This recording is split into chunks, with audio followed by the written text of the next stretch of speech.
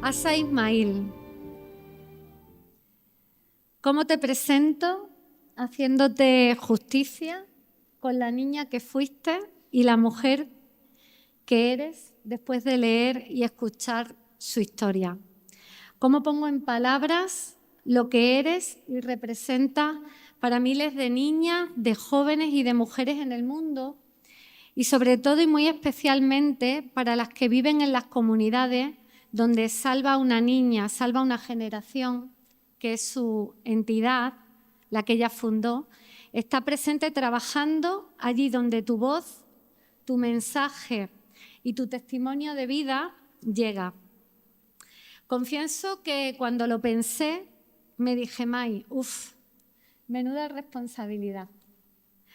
Pero tras hablar contigo varias veces y sentirte tan cercana, me dije, May, relájate y preséntala por su nombre, porque no es una casualidad que te llames Asa. He buscado el significado y significa vida, aquella que vive, esperanza, deseo, anhelo.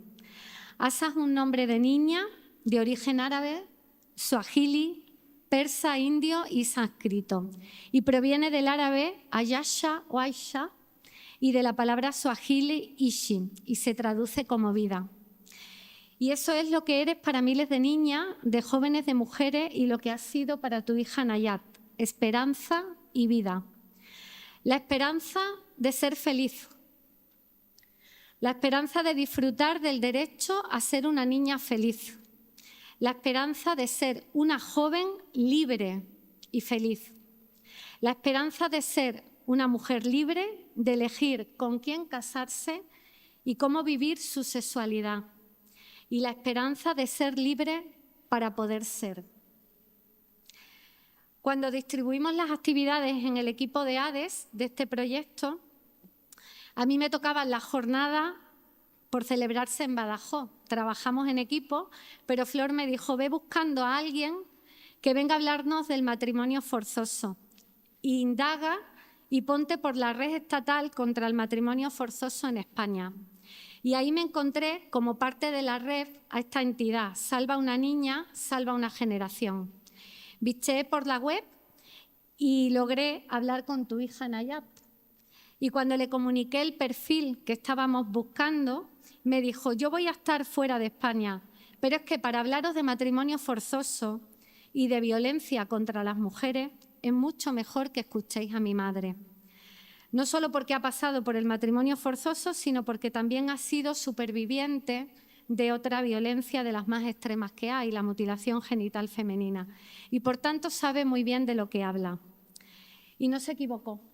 Me dio tu nombre, seguí con mis labores de investigación y cuando escuché tus entrevistas, lo compartí con mis compañeras, consensuamos en que tú eras la persona que hoy queríamos que estuvieras aquí sentada hablando de los derechos de las niñas y de las mujeres y de la necesidad de erradicar ambas prácticas. No voy a contar yo su historia porque para ello está ella hoy aquí. Solo quiero compartiros unas pinceladas para quienes escucháis por primera vez hablar de ella. Nació en Kenia, como muchas niñas de su comunidad. Su vida dio un giro brutal cuando le sometieron a los 5 años a la mutilación genital femenina y tras años de enfrentar las secuelas psicológicas y físicas, tuvo que afrontar otra violencia que fue el matrimonio forzoso, hasta que nació su hija Nayat y se hizo la promesa de protegerla para que ella no pasara por lo mismo. Fue en ese momento cuando desde lo más profundo de su sufrimiento surgió una fuerza inquebrantable y un intenso deseo de cambio. Se dio cuenta de que su historia tenía el poder de inspirar transformación y evitar que otras niñas sufrieran un destino similar. Y pasó de ser una sobreviviente a ser una defensora, colaborando estrechamente con las comunidades afectadas. Y así le gusta que le llamen, defensora. Basándose en su experiencia vivida, se ha convertido en una lideresa y en una voz decidida en favor de las silenciadas, trabajando activamente junto a la comunidad para abordar los desafíos de la mutilación genital femenina y el matrimonio forzoso. En 2007 fundó Salva una niña, salva una generación, una organización internacional dedicada a prevenir y erradicar todas las formas de la violencia contra mujeres y niñas, enfocándose especialmente en combatir la mutilación genital femenina y el matrimonio forzado. Más de 30 años dedicada a trabajar incansablemente para contribuir a erradicar ambas prácticas y garantizar un futuro seguro y libre de violencia para todas las niñas y mujeres. Entre 2016 y 2017 fue coordinadora del proyecto para la prevención y sensibilización No les cortes sus sueños y participó en el documental La manzana de Eva de 2017, donde denuncia la práctica de la mutilación genital femenina. Ha tenido diferentes galardones, quiero destacar dos. En 2018, con motivo del Día Internacional de la Mujer, Ismael recibió el premio Atenea, donde reconoce labor en la defensa de los derechos de las mujeres, y la Fundación Internacional de Derechos Humanos celebró el 24 de enero del 2020 una ceremonia en la que se le otorgó el premio Nicolás Salmerón de Derechos Humanos en la categoría de igualdad. Las otras dos categorías, libertad y fraternidad, fueron concedidas al expresidente de Brasil, Lula da Silva, y la escritora Rosa Regás.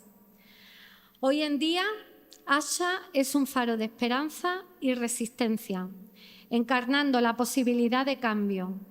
Y quiero finalizar tu presentación, Asha, con palabras tuyas que dicen mucho de tu fuerza, de tu coraje y de tu entrega. Mi compromiso es inquebrantable. Mientras siga viva y me quede en fuerza, seguiré trabajando para generar conciencia, promover el cambio y brindar apoyo a las sobrevivientes. Quiero poner en el centro de las agendas mediáticas y políticas esta problemática tan urgente y necesaria de abordar. Y para eso hoy nos acompaña en Badajoz. Gracias de corazón, Asha. Gracias.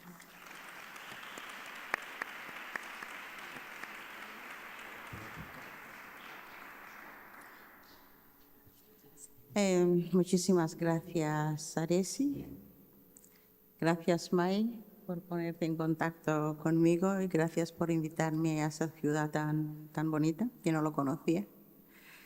Y el espacio también es precioso, no he parado de decirlo. Me gustaría estar aquí en un concierto. Gracias por la presentación. Yo digo, esta tía me cae bien incluso. Aquí parece que hablabas de mí. Hay tantas cosas. Es que yo soy una persona muy, digamos, muy simple. Os quiero llevar a un viaje, contaros un poquito la historia y por qué es tan importante erradicar ese tipo de violencias, ¿no? Las violencias, además, que os voy a hablar, como muchas otras, es una de ellas, ya que no son visibles. No son visibles porque no es una herida física que se pueda ver visible, porque una persona, por ejemplo, que le han cortado el dedo, pues ya ves que le falta el dedo, ¿no? Pues como otras violencias invisibles, la mutilación genital femenina y matrimonio forzado, a no ser que esa persona lo cuente, no se sabe. Antes me preguntaban si conocía a alguien, me preguntó si conocía el libro de Flor de Desierto, ¿no? Waris Dirie, creo que todo el mundo le suena. Creo que muchas personas que no conocían la existencia de esa realidad, le acercó cuando ese modelo habló tan abiertamente que para nosotros ha sido, o sea, las mujeres que hemos sufrido la mutilación genital femenina, ha sido un antes y un después. Por eso es importante hablar de ello. Por eso es importante contarlo, contar esa realidad que a lo mejor muchos lo leen en libros, lo ven en un documental, pero son personas reales que viven entre vosotras, que ya llevan una vida aquí. Por lo tanto, está aquí el problema y así debemos verlo. Ya lo dijo Mai, tenía 5 años. Bueno, no creas todo lo que leas, porque los 5 años más o menos, porque yo no sé cuándo nací. Bueno, sé el año. Y según las niñas de ese momento, pues es la edad más o menos que tenía. Pero yo lo recuerdo todo. Me acuerdo que fuimos de viaje de mi barrio. Yo soy de Kenia, pero soy de la etnia somalí. Si podéis visualizar el mapa de Kenia, está con frontera con Somalia. Hay una línea recta. Soy el pueblo que dividieron. Una parte regalaron a Kenia, el otro se quedó en Somalia. Entonces, somos somalíes, pero con documentación keniata, ¿no? Entonces, viajamos de esa frontera a otra frontera donde vivían mis abuelos. Yo me acuerdo de ese viaje, estaba tan feliz, tan contenta, porque lo primero tenía a mi madre solo para mí. Íbamos a ver a mi abuela. Ya estaba contentísima. El viaje era largo, pero no me importaba. Finalmente llegamos a Moyale, la ciudad donde vivían mis abuelos. Y me acuerdo que en la casa de mis abuelos estaban esperando. Había mucha gente que venían a saludar a mi madre porque no le habían visto hace mucho tiempo. Y decían, es ella, es la niña, es mañana. Claro, yo lo escuchaba todo eso, ¿no? Es ella, es la niña, es mañana. Entonces yo quería que llegara mañana, porque mañana era un día muy importante para mí. Algo muy importante iba a pasar. Entonces, el día siguiente, me acuerdo que esa noche apenas podía dormir. Cuando vine aquí a vivir, mis hijos, la noche antes de Papá Noel y Reyes, teníamos que castigarles porque no querían dormir, porque sabían que había una alegría el día siguiente y querían estar seguro que os pasa a todas las personas que tienen, pero yo lo descubrí eso aquí. Yo comparo esa sensación siempre con lo que tenía aquel día. Yo quería que amaneciera, quería mañana, quería ese día. Y no podía dormir de los nervios. Y era la primera en salir de la cama. Y yo desperté a mi madre. Ya es mañana. Ella se levantó, era muy temprano, me bañó y me mandó a una tienda enfrente no había que cruzar la calle, que abría muy temprano a la hora de rezo, para comprar cuchillas. Me dio dinero, seguramente ese dinero era suficiente para las cuchillas. Y el señor de la tienda me dio 2.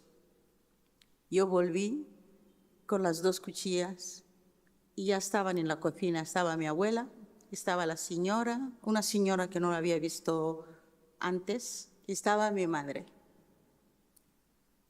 Y habían en la cocina, en la casa de mi abuela era casa de barro, techo de paja, y una de las habitaciones se utilizaba como cocina. Habían cavado un agujero en esa cocina, y cuando llego pues me agarran, me quitan la ropa interior, mi abuela me sujeta y con sus piernas abre las mías lo máximo que podía y me pone en el borde de ese agujero. Cuando me pusieron en el borde de ese agujero, yo estaba gritando en ese momento, sin saber lo que iba a pasar. Estaba asustada, pero no sabía lo que iba a pasar. Y ya me empiezan a cortar. Todavía recuerdo el sonido de esa cuchilla cortándome. Y grité todo lo que podía. Y justo me acuerdo, entró mi abuelo, que había venido. Mi abuelo era un señor muy respetado. Tenía, digamos, era el imán de la mezquita. Era su palabra, como aquí se dice, lo que él dice va a misa, pues algo parecido. Y en ese pueblo tenía mucho poder mi abuelo. Mi abuelo entró y le escuché decir, ¿por qué estáis haciendo esto? Esto ya no se hace. En ese momento yo quería gritar más, quería que mi abuelo viniera para rescatarme, había alguien que estaba en contra de lo que me estaba pasando. Y justo fue el momento que me metieron un trapo en la boca. Me cortaron. Después, lo que podía haber tardado no sé cuánto tiempo realmente, para mí era una eternidad, porque era insoportable y difícil de describir ese dolor. Y yo pensaba que tamine, porque pensé que si taminan voy a estar bien, voy a estar bien. Y cuando terminaron de cortar, lo que se conoce como la infibulación, lo que me habían hecho, a ver si tenemos alguna imagen, se corta parcialmente el clítoris o todo, en mi caso toda la parte visible, labios mayores, labios menores, y luego lo juntaron y lo cosieron con hilo y aguja. Me cosieron todo dejando un agujero muy pequeño. Durante muchos años, luego lo entendí, pero durante muchos años pensaba, ojalá hubiera gritado más. Ojalá, si hubiera gritado más, mi abuelo me hubiera escuchado, hubiera venido para salvarme. Pero luego comprendí que no. Mi abuelo no tuvo ninguna intención de salvarme y fue cómplice. Con el poder y la posición que tenía él en la comunidad, ni mi madre, ni mis tías, ni mis primas hubieran pasado por la mutilación genital femenina si solamente hubiera predicado un día, solo un día, hubiera dicho las palabras que había escuchado yo, que eso ya no se hace. A lo mejor hubiera empezado una era nueva para las mujeres de mi familia y otras. Pero él, como todas las religiones, cuando llegaron a África, porque la mutilación genital femenina no tiene nada que ver con ninguna religión. Existía 200 años casi antes de Cristo. Cuando las religiones llegaron, miraron a otro lado. Mi hermana pequeña fue mutilada, le practicaron la mutilación genital femenina en un hospital católico, en la ciudad donde está el monte Kilimanjaro. Entonces, las religiones no querían ayudar y eran cómplices de ese delito. Yo crecí, obviamente la vida te cambia, pero no sabes hasta dónde. Las complicaciones empiezas, no tienes respuestas porque nadie te dice nada. Cuando me picaba y me rascaba y preguntaba, incluso a mis hermanas o mis primas, me pica mucho, me decía, pues a nosotras no. Había un silencio. Entonces, claro, me sentía el bicho raro, ¿por qué me pica tanto? Me rascaba tanto que casi me quitaba la piel. Me acuerdo una vez mi madre me dijo, le dije que me picaba mucho y me dijo, lávate con agua caliente y con sal. Yo cogí ese agua caliente para lavarme, el agua quemaba mi mano, pero en mi zona no sentía nada. Aliviaba un poquito, pero luego el picor volvía. Aprendes a vivir con eso. Llega la menstruación, me tenían que dar aspirinas para que pudiera influir. La otra cosa que cambia es el tiempo que pasas en el baño orinando, porque me salían gotas y tenía que levantar a veces antes de terminar. Pero todo eso estaba normalizado. Y yo, ¿por qué entonces yo veía tantas complicaciones? Porque para mí era todo problema. Entonces empiezas a educarte y pensar que es lo mejor que te podía pasar. A los 14 años fui a un instituto internado en Kenia, en Nairobi, cerca de Nairobi, una ciudad que se llama Limuru. Y era uno de los mejores institutos. Ahí haces un examen, los mejores alumnos de cada comunidad tienen el privilegio de atender ese instituto.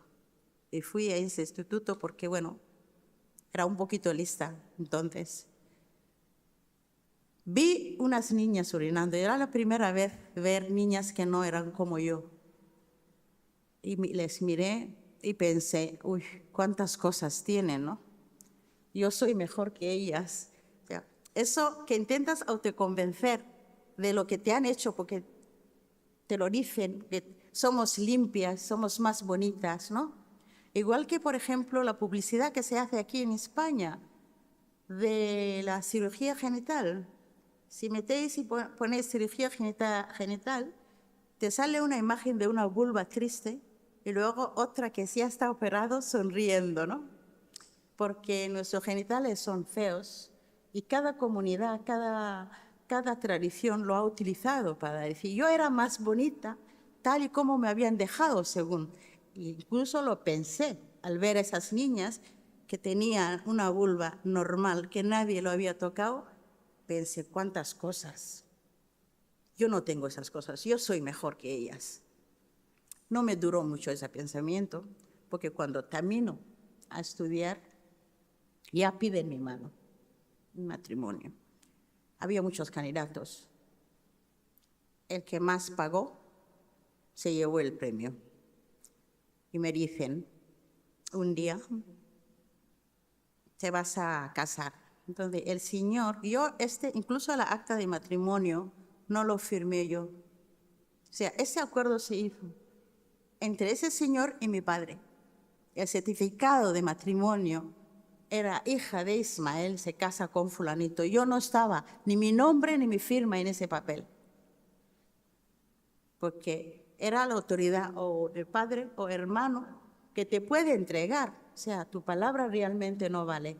Y eso ni siquiera está en la religión, si volvemos a la religión. Porque en la religión, según lo que he aprendido yo, lo poco que sé, el único momento que puede desafiar tus padres es cuando te obligan a casar. O sea, mi sí tenía que estar ahí, aunque no firmaba ningún documento, ¿no? Me dicen, te vas a casar y te vas a casar en Mogadiscio. Yo soy de Kenia, Mogadiscio está en Somalia, es el otro país. Entonces me llevan ahí y la boda se celebra en Mogadiscio, el capital. Eso fue antes de la guerra. Se celebra en el capital de Mogadiscio. Y esa noche, cuando todas las personas estaban bailando fuera, celebrando esa boda y esperando, porque ahí también se espera para saber si era virgen la que llegó o no. Pues él intentó penetrar, no pudo. ¿Os acordáis que estaba completamente cerrada? Había una señora fuera preparada con una cuchilla que me abrió y él me penetró. Me violó, lo llamo, y me ha llevado muchos años antes de reconocer ese hecho, ese momento. Fue una violación con muchísima violencia. Me acordé de historias que me contaban sobre niñas que se quitaban la vida en la noche de boda. Le llamaban a esas niñas las niñas locas. Yo entendí, aquella noche lo comprendí. Por la mañana, con todo el dolor que tenía, entré como una especie de shock. Las señoras de la casa, sus tías, su familia lo entendieron y me llevaron a otra habitación y le dijeron, oye, déjala. Hay niñas que reaccionan así. Dale tiempo, ya será tu esposa. Pero yo me prometí a mí mismo que no me va a volver a tocar. Yo me acuerdo que dormía en mi cuarto, cerraba la habitación que me habían dado, era mi espacio seguro. Cerraba y ponía silla, mesa, cualquier cosa que podía, por si acaso, porque había noches que él golpeaba la puerta. Y debajo de mi almohada dormía con cuchillo, cualquier cosa. No sé lo que había pasado si hubiera entrado a la fuerza, hubiera intentado algo conmigo después de esa noche, porque yo ya no me importaba absolutamente nada, ni que me quitaran la vida. Pero esa persona no me iba a tocar. Entonces estoy con esa lucha, estoy enfadada con todo el mundo y llevo tiempo sola en ese Él siempre venía, golpeaba, porque claro, él me había comprado. Él me había comprado. Eso no era una boda. Había una compra y una venta. Él dio dinero a mi familia y me entregaron a mí. Como me había comprado, yo era de su propiedad. Entonces no comprendía por qué no podía entrar, tener algo conmigo, ¿no? Y claro, muchas noches lo liaba, golpeaba y las mujeres y las paciencias estaba acabando, eran las que me defendían de su propia familia. Me puse mala a los 2 meses o algo, creo, de aquella noche. Me llevan al médico y me dicen que estoy embarazada. Estoy embarazada. Ese embarazo fue para mí la peor noticia que me podían dar en la vida, pero a la vez también, por una parte, mi salvación. Mi salvación en el sentido que ahora tenía una protección mayor de esas señoras. Ya no me puede obligar nada porque llevaba algo que le pertenecía a esa familia en mi vientre. Esa familia en mi vientre. Ese bebé era de ellos, no era mío. Por lo tanto, me iban a proteger. Durante todo ese embarazo, me iban a proteger. Yo quería deshacerme de ese embarazo. A veces pensaba que a lo mejor si lo deseaba fuerte iba a desaparecer. Ingenua. No desaparecía, mi barriga crecía. Hasta que me reconcilio con ello y digo, vale, pues si hubiera conocido alguna asociación, algún sitio donde podía ir a abortar, a lo mejor lo hubiera hecho, no lo sé. Pero no conocía nada, además. ¿Cómo se me puede ocurrir una mujer casada en esa manera, de esa ceremonia, deshacer de un bebé? O sea, eso es el mayor delito que un ser humano puede cometer. Cuando me quedo con el embarazo, a mi barriga crecía, entonces me queda. Estoy deseando con todas las fuerzas del mundo que lo que llevo dentro fuera niño. Los hombres que he conocido de mi familia tenían una libertad. Yo no quería traer una niña en este mundo, pero llega el día de parto, que es una historia que no os puedo contar. Ahora mismo no estoy preparada para contar.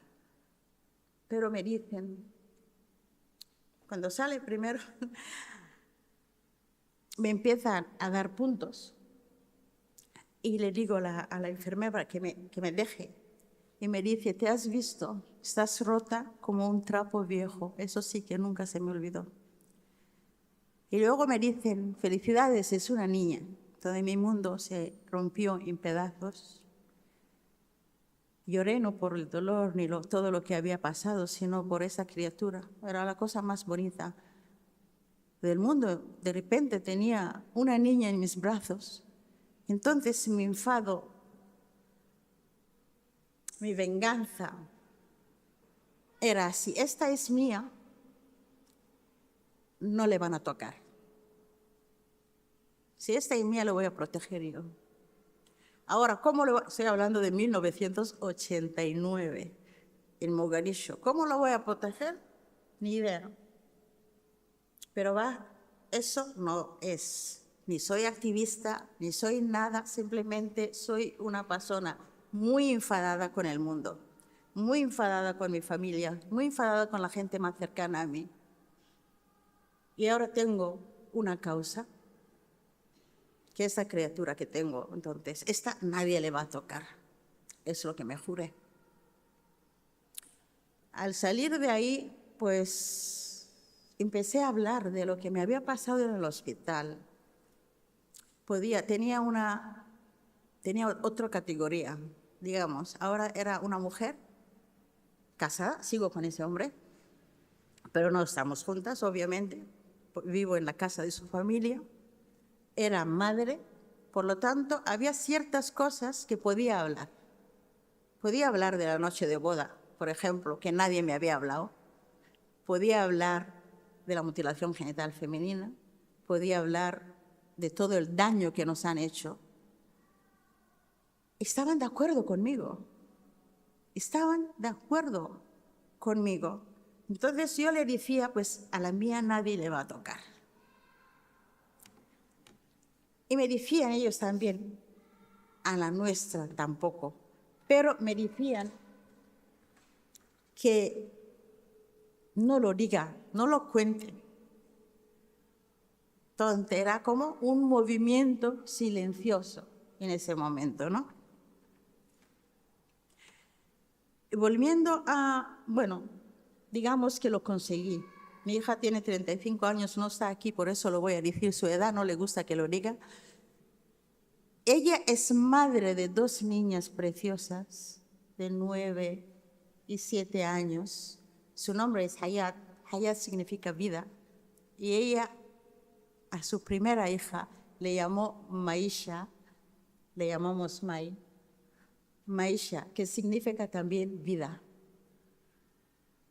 El día que me dijo que iba a tener una niña, la alegría no podía contener la alegría, la diferencia de dónde naces, ¿no? Porque esa niña lo estaba aceptando con tanta alegría. Y me acuerdo la frustración y los llantos que tenía cuando la tuve a su madre. Pero ¿qué es lo que me consuela? ¿Qué es lo que me da la fuerza? Que ya eso es una generación salvada. Mis nietas hablarán de lo que le pasó a su abuela. Y ya se acabó en esa línea. Y con eso, con el trabajo que hacemos, intentamos conseguir. Por eso se llama Salva una niña, salva una generación. Una niña salvada, estamos seguras que ya de aquí, ahí ha acabado. Ha elegido si fuera por mí, pues no hubiera casado tan joven, hubiera dicho, oye, hija, disfruta, que a mí me lo negaron, ¿no? Yo siempre digo, ¿qué pasaría de mi vida si hubiera nacido en España? Yo creo que jamás me casaría. O sea, porque he fracasado 2 veces, entonces, no sé si fracasado o triunfado, porque estoy feliz tal y como estoy, ¿eh? Ella eligió con quién quiso casar, una libertad que muchas personas no lo tienen. Y por eso quiero entrar ahora en el tema de matrimonio forzado. El matrimonio forzado puede afectar tanto niños como niñas. A veces, o sea, la mayoría de las veces es por temas económicos, es por el honor de la familia, es, bueno, entrando en lo económico, por ejemplo, el tema administrativo, ¿no? Nos llegó un caso de una niña, bueno, tenía 18 años, había cumplido en Madrid, y ella le contó a una amiga, la amiga le contó a la madre nos buscó y nos contactó. O sea, así fue la historia, porque ella estaba buscando dónde podía buscar ayuda para esta chica. Y la chica tenía miedo porque los padres le iban a llevar al país de origen para que se case con un primo. ¿Por qué se casa con el primo? Para que el primo tenga papeles también para poder llegar. La niña y su familia tenían nacionalidad de aquí, el padre de Francia y la madre de España. Entonces, cuando nos llega esa información, queremos que no viaje, queremos protegerla, empezamos a buscar, llamamos ayuntamientos, llamamos organizaciones de mujeres y nadie nos ofrecía ninguna ayuda. Dicen, bueno, si es menor, sí la podemos alojar en algún sitio, pero tiene mayoría de edad, no podemos. Otras nos decían, si denuncia y viene con la denuncia, sí se le puede ayudar. Pero ella no quería denunciar a sus padres. No quería ver al padre o la madre con un problema de policía. Aquí no quería denunciar. Entonces nos quedamos, ¿qué hacemos? Estábamos intentando recaudar dinero entre nosotras para alquilarla a un espacio que se esconda, por lo menos que no vaya a ese viaje. Justo ese año, no sé si os acordáis, mataron a 2 niñas en Pakistán. Habéis oído de eso, ¿no? Que mataron.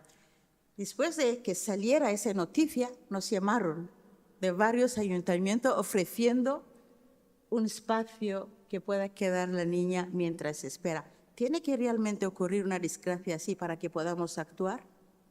Es porque no hay realmente un protocolo de actuación adecuado que adapte a la situación de matrimonio forzados. ¿Cómo actuar? ¿Cómo podemos prevenir? No solamente prevenir, proteger a esa persona que está en esa situación, ¿no? Eso creo que es un trabajo que tenemos en todas pendiente. creo que la organización ARESE ya está eso, y por favor y ojalá que puedan compartir y que podamos rogar que se implemente también en la Comunidad de Madrid. De momento conozco una organización en Cataluña, Valientes y Acompañadas, que trabaja muy bien, que nos dio muchísimos consejos cuando tuvimos ese caso. Pero existe el matrimonio forzado, existe aquí, existe tanto para los chicos, chicas, y no tienen que ser menores de edad, por cierto. Puede ser por orientación sexual, que la niña sea lesbiana o el chico sea gay, le pueden obligar a casar, para que se corrija, obviamente. Entonces tenemos que estar al tanto de esas violencias invisibles, como he dicho. Muchísimas gracias.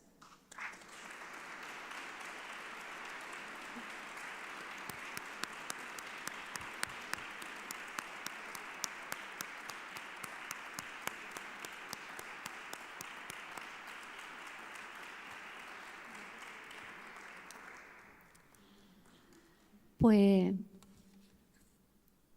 gracias, Asa, por abrirte en canal, por el testimonio. Y bueno, la idea para continuar es abrir un coloquio y si alguna de las personas pues quiere compartir algo, preguntar, alguna inquietud, pues adelante.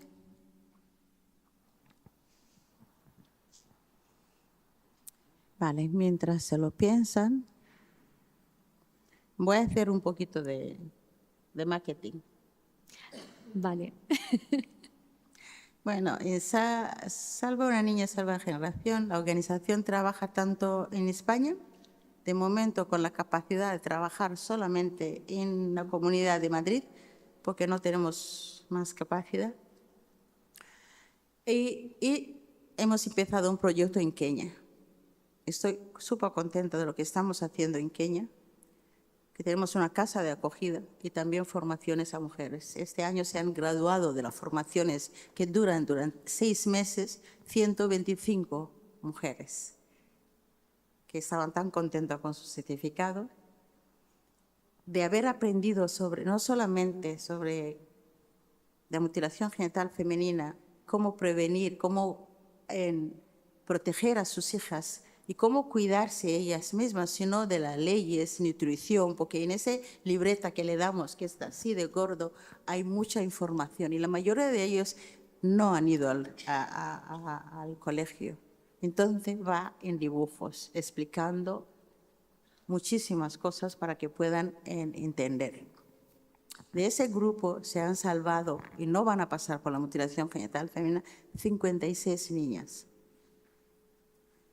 Así que estamos celebrándolo, pero tenemos que mantenernos ahí, porque Kenia no cuenta con ninguna subvención y contamos con socio-donaciones y los calendarios y libros que he traído, que creo que los libros se han acabado o quedan 2 cuentos, pero si no están ahí, también lo podéis encontrar en nuestro Instagram. Hay un enlace de una página que se llama Tan Fe, o un grupo que se llama Tan Fe, que os pueden hacer el libro llegar donde estéis. Así que eso, os invito a colaborar. Gracias. Pues ya sabéis sobre esos proyectos en Kenia y sobre, bueno, ASA y sobre lo que estáis haciendo en Madrid. Creo que es una oportunidad tenerla aquí, entonces os invito a participar y a preguntar. Por aquí levantan la mano Flor, pero la gente joven que está al fondo, en fin. Hola, de nuevo. A mí me gustaría, Asa, que si has conocido de cerca alguna de las, bueno, no sé si tu asociación también lo hace, el rito alternativo que se hace a la mutilación, que nos lo contara, porque a mí me parece que bueno, esa ilusión que tú tuviste con 5 años, que te quebrantaron al día siguiente, pues bueno, la tienen muchas niñas, que es como, yo me imagino que algo así como la fiesta de la comunión aquí, cómo se está convenciendo a la población allí. En muchas comunidades que practican la mutilación genital femenina existe el paso, la ceremonia de paso de rito, ¿no? Pero no todas. Por ejemplo, en mi comunidad es cuando la familia se puede permitir. Si es vacaciones o tienen algo de dinero, pues ya llaman y pagan a esa señora. No hay ceremonia. Por ejemplo, en la comunidad Masái de Kenia sí hay una ceremonia grande y hay varias organizaciones, no una, varias organizaciones que están trabajando con esa comunidad y lo que han hecho es sustituir o sea, hacer la ceremonia igual que se hace porque es un paso y en vez de practicar la mutilación genital femenina, dar un certificado, una beca para que pueda continuar eso y está funcionando muy bien en esas comunidades, esa iniciativa. Pero con mi comunidad no funciona, porque no hay ceremonia. Mi comunidad es Paco, ¿cómo se dice? ¿Pico, paca? No me acuerdo. Pico y pala. Eso, pico, paca he dicho. Es ir, o sea, como lo estamos haciendo, digamos, o sea, ir poco a poco, convencer, y yo lo que pienso firmemente es con toda la herramienta e información, la mujer se puede convertir en un elefante, la persona más fuerte del mundo, enfrentarse a lo que sea. Por lo tanto, empoderar a esa mujer, no solamente dar información, sino buscar esos recursos económicos, porque la mayoría de esas mujeres dependen del marido o dependen de la familia. Hay mujeres casadas y ni siquiera él tiene trabajo, pero la familia es la que le mantiene, por lo tanto no tiene ni voz ni voto, es un objeto que vive ahí, ¿no? Entonces, sacar esa mujer de ahí, que pueda estudiar para poder conseguir trabajo, una formación o apoyarla, como por ejemplo hay una organización que también trabaja con la comunidad Masái, se llama Mundo Cooperante. Lo habéis visto, las pulseras Masái, ¿no? Ellos pues apoyan a esas señoras, a las mamás, y le compran esas pulseras para que puedan tener digamos, esa economía. Claro, porque otra violencia es eso, si no tienes voz, no, ahí, aquí y en cualquier sitio, si no estás económicamente libre, ¿no? Entonces la libertad económica es la que más trabajamos, esa independencia y que tenga esa fuerza y que aprenda a tomar decisiones por ella misma sin esperar el supuesto cabeza de la familia. No sé si me he ido y te he respondido. Vale, gracias. Vale, Marile. Por allí quieren varias personas intervenir. Gracias. Hola, buenas tardes. Muchísimas gracias por tu intervención y como bien ha dicho Flor, he tenido que tener los dientes apretados cuando tú has contado. Yo tengo entendido, o estoy confundida, que hay muchos países que, como se dice aquí, de boquilla, sí niegan o que no permiten la mutilación, pero que luego en pequeños grupos, la pequeña sociedad, o lo que podemos llamar la tribu, no como tribus conocidas, sino las tías, los abuelos, las abuelas, sí lo permiten y que aunque el gobierno, vamos a suponer una reunión en la ONU o una declaración institucional, dice no, estamos libres, nosotros ni tenemos matrimonios forzados ni tenemos mutilación, pero se sigue practicando. Por eso te entiendo a ti esa necesidad de que haya grupos o instituciones o asociaciones o la misma sociedad apoye a esas mujeres que quieren salir y quieren salvar a una niña para salvar a una generación, ¿no? Sí, totalmente. Es que hay que entender la mutilación genital femenina. La mutilación genital femenina, primero, es algo, tenemos que darle esa visión, no es algo, porque no le hemos dado, la visión más global, ¿no? Es una violencia contra la sexualidad de la mujer por ser mujer. Esa es la visión global que tenemos que darlo para empezar. Luego tenemos que saber, existen como 92 países donde la práctica existe. Existe en Colombia, existe en la India, ha existido en Inglaterra. Cortaban para que no se masturbaran las niñas o curar la histeria, etcétera, etcétera. Entonces, ese viene de mucho tiempo, ¿no? En África, por ejemplo, permanecen con esa práctica 28 países, ¿no? Y hay leyes en todo caso. Sí, todos esos países hay leyes contra la mutilación genital femenina, excepto la República que se ha independizado de Somaliland, que no se conoce como país todavía, y Somalia, que está en conflicto, en guerra desde hace 36 años, ¿no? Pero hay leyes. Las leyes se han impuesto porque el mundo o el occidente lo ha exigido. Entonces, si ellos lo han exigido y esto han firmado por comprometer, no quiere decir que tenían voluntad. Yo lo hago para quedar bien. Los políticos no hablan de ello porque van a perder votos. Los líderes religiosos no hablan de ello porque van a perder gente de ir a la iglesia o la mezquita. La mayoría no habla. Hay poco que habla, pero la mayoría no habla de ello. ¿Vale?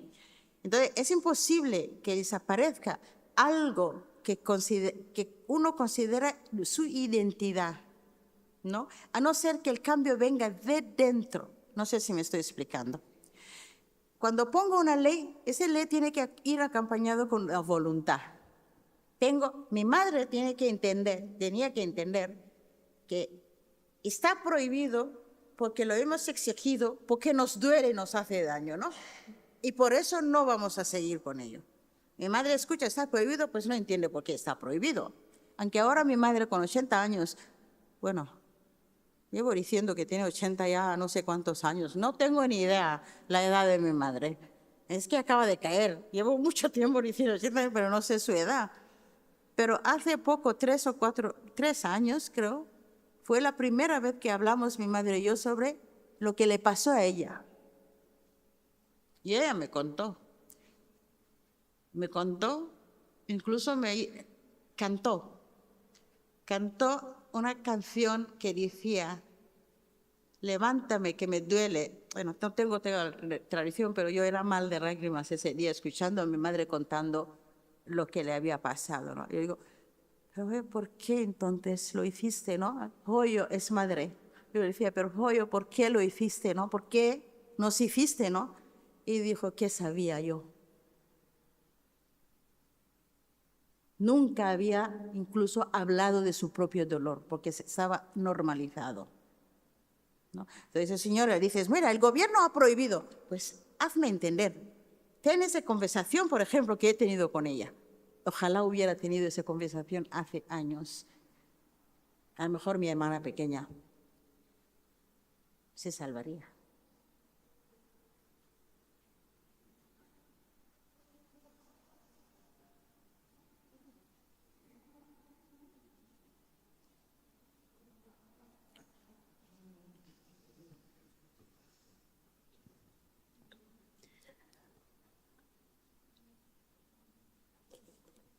A ver, Bea. Muchísimas gracias por tu relato y por haber venido a hablar de una de las violencias más extremas sobre las mujeres y que se producen por el hecho únicamente de ser mujer. A mí me gustaría que profundizases un poquito más, sin restarle un ápice de dolor a todo lo que has contado sobre la mutilación, un poco más sobre los matrimonios forzados, porque es verdad que es otra práctica que se puede producir también en España, contra la que estamos luchando, y bien lo han dicho las compañeras, que nosotras en ADES nuestra intención es elaborar un protocolo contra el matrimonio forzado. Sí es verdad que nuestra legislación, a través de la trata, está más familiarizada con los matrimonios forzados, pero la sociedad española a lo mejor le cae como muy lejos o como de una determinada etnia española. Pero nos cae muy, muy lejos. Si nos pudieses explicar un poquito cómo trabajáis vosotras contra el matrimonio forzado, en el supuesto de cómo trabajáis vosotras en la asociación o como activistas, cómo trabajáis tanto en el origen como aquí, y si aquí se producen ¿Cómo lo lleváis? Muchísimas gracias.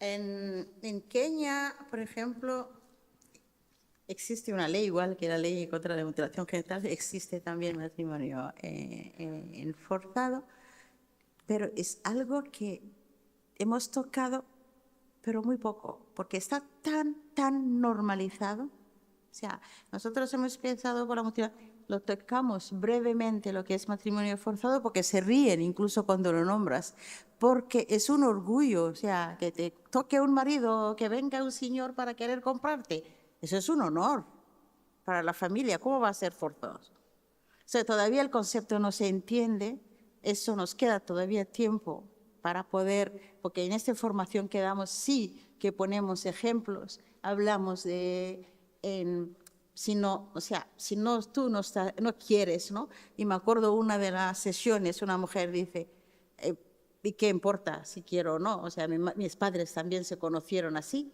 y llevan tantos años casados.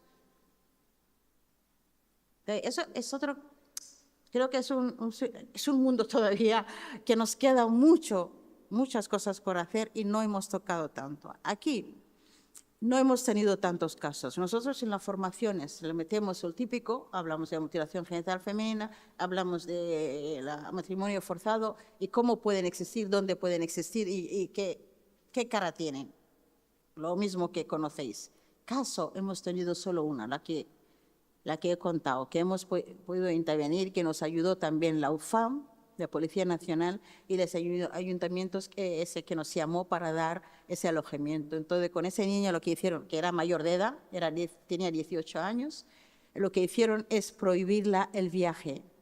O sea, además con su sentimiento, ¿no? Con ella, sin poner una denuncia oficial, porque no quería denunciar la familia, y eso es donde hay problema. Si la criatura, la persona denuncia, es mucho más fácil en poder ayudar. Si no quiere denunciar, tampoco le puedes obligar. Entonces, a lo mejor en el protocolo debía entrar, ¿no? Que pueda recibir la ayuda aunque no quiera, esa protección aunque no quiera denunciar y exponer sus padres en esa situación. Que no solamente los padres, puede ser un hermano mayor el que decide, o un tío, ¿no? El que decide que esa persona se case. Entonces, sabemos lo que hay, o sea, podemos hablar de cómo y dónde, pero no hemos trabajado, no hemos tenido que intervenir ninguna. Informamos, obviamente, a las mujeres que llegan a nuestra organización, igual que le formamos de salud. Igual, aquí cuando me contó May y Flor escuchando esto me pareció súper interesante. Nosotros tenemos algo parecido, que no es libreta, pero teatro. En el teatro pues bailan, cantan y también nos contamos muchas cosas. Ahí pues le metemos lo de matrimonio forzado, le metemos todo, pero más allá no, porque no existe mucha información sobre esto ni casos conocidos sobre el matrimonio forzado. Por lo menos en la Comunidad de Madrid no sospechamos, cuando sospechamos intentamos investigar, lo niegan todo, de que aquí no ha pasado nada.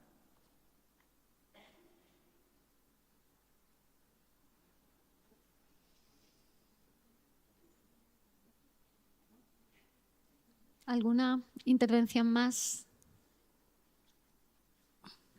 Además, perdón, quería añadir, en los colegios, por ejemplo, si es menor, está muy bien que podáis hablar con los profesores del colegio, porque cuando falta cambio de actitud y todo eso, igual, los dos, la mutilación genital femenina de las profesoras, yo creo que donde tenemos realmente, si es menor que trabajar, son con las profesoras. Ellos pueden detectar el cambio.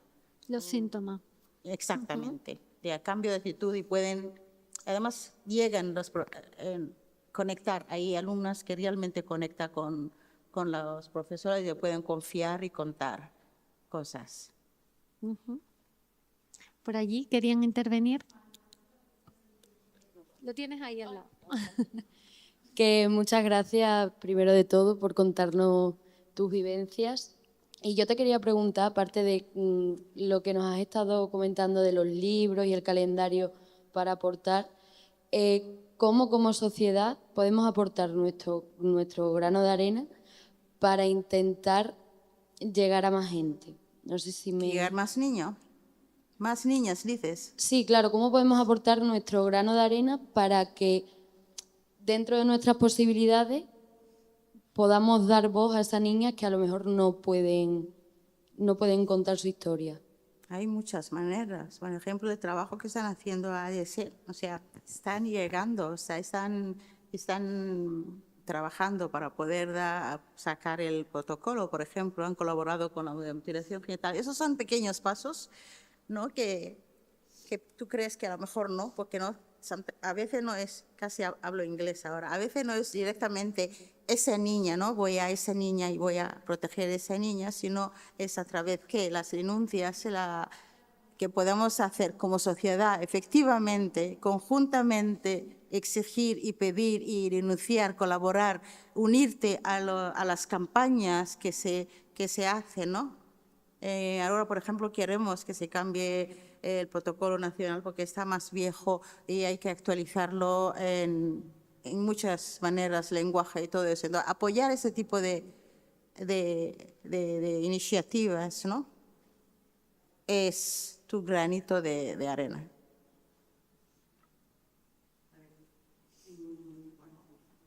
Es un análisis, no es una reflexión, ¿vale? Me gustaría conocer la tuya también. No sé, se dice muy bien. ¿No? Bueno, aparte de darte las gracias y felicitarte por esa labor que hacéis, que yo creo que es primordial para salvar a las mujeres. A ver, el mundo está un poco revuelto, ¿vale? Estamos retrocediendo muchísimo en todo lo que estáis avanzando y es tan fácil perder todo lo que se ha avanzado con respecto a las mujeres porque se abren las carnes, como tú has dicho, cuando estamos escuchando que las mujeres en Irak no pueden hablar en público, por ejemplo. Estamos viviendo en Estados Unidos, que es quien nos dirige el mundo, que nos guste o no, una banda de personas totalmente descerebradas, pero con mucho poder, que es lo que nos manda el mundo, el poder económico. Y da muchísimo miedo, ¿no? El que el mundo está así, por lo menos a mí me preocupa un montón, ¿no? Yo decía, estoy enfadada con el mundo, yo estoy enfadada con el mundo porque realmente a las mujeres nos están tratando cada vez más cruelmente, porque es crueldad, ¿no? ¿Y cómo lo vemos? ¿Qué hacemos? Aparte de nuestro granito y de nuestro alrededor. Yo pienso que lo local es por donde hay que empezar, sí. Pero hay un retroceso y tenemos que estar ahí. Y me gustaría saber tu opinión, tu reflexión, porque realmente sois mujeres poderosas. Yo creo que hay que aprender mucho de vosotros, sois poderosas. Yo creo que personalmente, y ese es un pensamiento personal, creo que nunca, jamás se debe bajar la guardia. Nunca. Es decir, tú ya lo conoces, asegúrate que todo, hasta la de 5 años, la que van a nacer y lo que van a seguir, sí tienen eso como la Biblia. No nos han enseñado los libros de la religión, pues debíamos tener ese libro de defender a las mujeres todas. Porque si se olvida, que dice, bueno, ya se consiguió, y bajamos la guardia, pasa lo que está pasando. Olvídate de Irak y Estados Unidos. Aquí mismo puede cambiar todo en un pispás, ¿no? En Gambia han intentado revocar la ley contra la mutilación genital hace poco, no lo han conseguido. Antes de Gambia lo intentaron en Kenia y era una mujer la cabeza que se hacía llamar doctora encima. ¿Y sabes quién le apoyaban? Mujeres, porque tenemos también esas mujeres machistas, las tenemos. Entonces yo creo que no podemos permitirnos bajar la guardia.